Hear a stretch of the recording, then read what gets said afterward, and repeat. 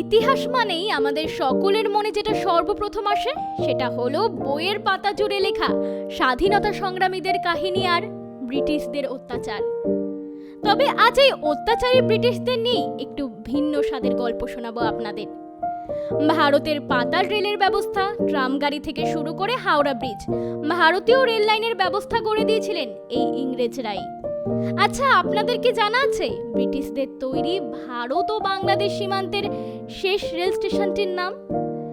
এখন সেই স্টেশনে শুধু রেলগাড়ি চলাচল করে। এই রেল স্টেশনটির নাম সিংহাবাদ।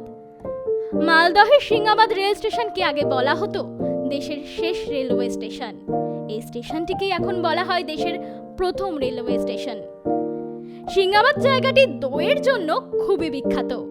এই স্টেশনের আদল যেভাবে ইংরেজরা তৈরি করে দিয়ে গিয়েছিল এখনো ঠিক সেই রকমই আছে। দেশভাগের পর থেকে এখানে ট্রেন চলাচল বন্ধ হয়ে যায়। 1978-এ আবারও ট্রেন চলাচল শুরু হয়। এখনো স্টেশনে কার্ডবোর্ডের টিকিট পাওয়া যায়, যা এখন খুবই কম স্টেশনে দেখতে পাওয়া যায় বা বলা যেতে পারে একেবারে বিলুপ্ত প্রায়। আপনার কাছে যদি বাংলাদেশ যাওয়ার পাসপোর্ট থাকে আপনি অতি সহজে রেল স্টেশন ধরে পায়ে হেঁটেই বাংলাদেশে পৌঁছে যেতে পারবেন। ভারতের পশ্চিমবঙ্গে মালদা জেলার হাবিবপুরে অবস্থিত এই রেল স্টেশনটি। বর্তমানে বাংলাদেশের রোহনপুর স্টেশন থেকে ট্রেন আসে সিংহাবাদে।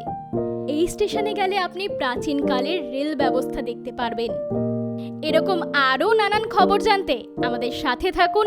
লাইক, শেয়ার অ্যান্ড সাবস্ক্রাইব করুন আরবি নিউজ।